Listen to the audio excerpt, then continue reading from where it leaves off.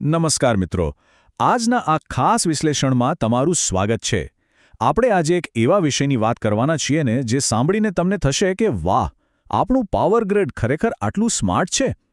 મોટેભાગે આપણે રસ્તા પર મોટા ટ્રાન્સફોર્મર જોઈએ એટલે એવું જ લાગે કે બસ આ તો એક મોટું લોખંડનું બોક્સ છે, રાઈટ? પણ ના, એની અંદર એન્જિનિયરિંગનો એક ગજબનો જાદુ છુપાયેલો છે. અને આજે આપણે એ જ છુપાયેલા રક્ષણાત્મક કવચની એનાટોમીને ડીકોડ કરવાના છીએ. હવે સૌથી પહેલાં તો આપણે એક સીધા અને બેઝિક સવાલથી શરૂઆત કરીએ. જરા વિચારો, આટલા મોટા, વિશાળ ઇલેક્ટ્રિકલ ટ્રાન્સફોર્મરની અંદર અચાનક જ કોઈ મોટું શોર્ટ સર્કિટ થઈ જાય, જેને ટેકનિકલ ભાષામાં આપણે આંતરિક આર્કિંગ કહીએ છીએ. તો શું થાય? એ પ્રચંડ ઊર્જા જાય ક્યાં? જો એને સેકન્ડના પણ નાના ભાગમાં રોકવામાં ન આવે ને તો આખું ટ્રાન્સફોર્મર ભયાનક રીતે બ્લાસ્ટ થઈ શકે છે. લિટરલી રાખ થઈ જાય. તો સવાલ એ છે કે આવું થતું કેમ નથી? એવી તો કઈ સિસ્ટમ છે જે આટલી મોટી આફતને પડવારમાં અટકાવી દે છે? તો ચાલો આ મોટા સવાલનો જવાબ મેળવીએ અને આપણા આજના હીરો એટલે કે ટ્રાન્સફોર્મરના આ અત્યંત મહત્વપૂર્ણ રક્ષકને મળીએ, જેને કહેવાય છે OSR.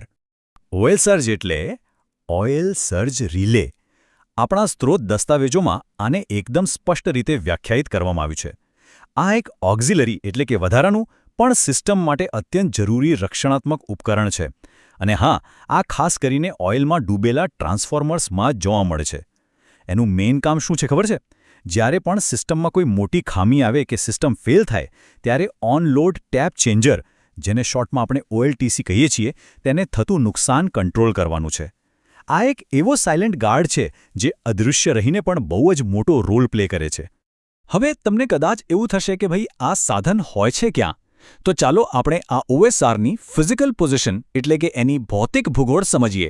અહીં એની વાસ્તવિક ડિઝાઇન જોવા જેવી છે. એનું બાહ્ય કવચ જુઓ, કેટલું જડબેસલાક અને ઔદ્યોગિક ગ્રેડનું છે. અને જરૂરી પણ છે ને, હાઈ વોલ્ટેજ અને એકદમ કઠોર વાતાવરણમાં સતત ટકી રહેવા માટે આવી હેવી ડ્યુટી ડિઝાઇન જ જોઈએ. આ કોઈ નાજુક ઇલેક્ટ્રોનિક ગેજેટ નથી, આ એકદમ રફ અને ટફ મિકેનિકલ ડિવાઇસ છે. અને એક્ઝેક્ટલી એ ક્યાં ગોઠવાયેલું છે સમજીએ. તે OLTC ટેન્કી અને OLTC કન્ઝર્વેટરની બરાબર વચ્ચે મૂકવામાં આવે છે. આ જગ્યા એમને એમ જ રેન્ડમલી પસંદ નથી કરી લીધી. તેલના પ્રવાહ અને એના પ્રેશરમાં જે કંઈ પણ ફેરફાર થાય ને એ સૌથી ઝડપથી માપવા માટે આ જગ્યા લિટરલી પરફેક્ટ છે. એકદમ વ્યૂહાત્મક લોકેશન. તો એનું લોકેશન તો સમજાઈ ગયું, પણ આ કામ ક્યારે શરૂ કરે છે? આ આંતરિક આર્કિંગનો ખતરો કેવી રીતે ટ્રિગર મિકેનિઝમને એક્ટિવ કરે છે, એના પર એક નજર કરીએ. આખી ગેમ કેવી રીતે રમાય છે એ સ્ટેપ બાય સ્ટેપ સમજીએ. જોજો હો, સૌથી પહેલાં ટ્રાન્સફોર્મરની અંદર કોઈ ખામી સર્જાય છે, જેનાથી આંતરિક આર્કિંગ થાય છે. હવે આ આર્કિંગ એટલી બધી ગરમી પેદા કરે છે કે અંદરનું તેલ સીધું ગેસમાં ફેરવાવા લાગે છે.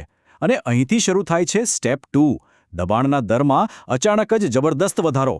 આ પ્રેશર વધવાથી આવે છે સ્ટેપ 3, જેને ઓઇલ સર્જ કહેવાય છે. એટલે કે તેલનો એકદમ પ્રચંડ ધસારો. અને ફાઇનલી આ ધસારો સીધો OSRને જઈને ટકરાય છે અને આપણું છેલ્લું સ્ટેપ એક્ટિવેટ થાય છે. એલાર્મ વાગે છે અને આખી સિસ્ટમ ટ્રિપ થઈ જાય છે. ખરેખર કહું તો આ બધું આંખના પલકારા કરતાં પણ ઓછા સમયમાં થઈ જાય છે. હવે આપણે એ ચોક્કસ ક્ષણની વાત કરીએ જ્યાં ખરો નિર્ણય લેવાય છે. ટ્રિપ કોન્ટેક્ટ્સ કઈ રીતે ટ્રિગર થાય છે અને એની એ રેડ લાઇન થ્રેશોલ્ડ ખરેખર શું છે? અહીં એક બહુ જ મોટો એન્જિનિયરિંગ કોન્સેપ્ટ છે અને મારા મતે આખા વિશ્લેષણની સૌથી મહત્વની વાત પણ આ જ છે. બરાબર ધ્યાન આપજો. OSR માત્ર ને માત્ર પ્રેશર હાઈ થવાથી ટ્રિપ નથી થતું. જી હા, જો ગરમીના લીધે ધીમે ધીમે પ્રેશર વધે ને તો આ રિલે કંઈ જ નહીં કરે. તે ફક્ત અને ફક્ત દબાણ વધવાના દર એટલે કે એની સ્પીડ પર રિએક્ટ કરે છે. પ્રેશર કેટલી સ્પીડથી વધ્યું એ જ મેટર કરે છે. આ નાની અમથી લાગતી પણ અત્યંત સ્માર્ટ એન્જિનિયરિંગ ટ્રિક ખોટા એલાર્મ્સ વાગતા અટકાવે છે. તો આખી પ્રોસેસનું ક્લાઇમેક્સ શું છે? જ્યારે પેલું આંતરિક આર્કિંગ થાય અને તેલનો પ્રવાહ એટલી હદે વધી જાય કે તે એક અગાઉથી સેટ કરેલા ચોક્કસ મૂલ્યને એટલે કે થ્રેશોલ્ડને ક્રોસ કરી જાય, બસ ત્યારે જ આ મિકેનિઝમ મેદાનમાં ઉતરે છે. સૌથી પહેલાં તો કંટ્રોલ રૂમમાં એલાર્મ વાગે છે અને મિલી સેકન્ડ્સની અંદર ટ્રિપ કોન્ટેક્ટ્સ એક્ટિવ થઈ જાય છે. આ કોન્ટેક્ટ્સ ટ્રાન્સફોર્મરને મેઇન પાવર સપ્લાયથી તરત જ કટ કરી નાખે છે અને બસ આ રીતે લાખો કરોડોની સિસ્ટમ બળીને ખાખ થતાં બચી જાય છે. તો આના પરથી તમને અંદાજો આવી ગયો હશે કે આ નાનકડું સાધન કેટલી મોટી જવાબદારી નિભાવે છે. છેલ્લે એક વિચાર કરવા જેવો પ્રશ્ન. જરા કલ્પના કરો, જો આપણા આધુનિક ઇલેક્ટ્રિકલ ગ્રીડમાં આવા દબાણ સંવેદનશીલ સ્થાનિક ગાર્ડ્સ ન હોત તો શું થાત? શું આપણે આજના સમયમાં આ 24 કલાક અવિરત અને સુરક્ષિત પાવર સપ્લાયની કલ્પના કરી શક્યા હોત ખરા? કદાચ ક્યારેય નહીં. ઓઇલ સર્જ રિલે જેવા સાધનો જ આપણા પાવર નેટવર્કની અસલી ઢાલ છે.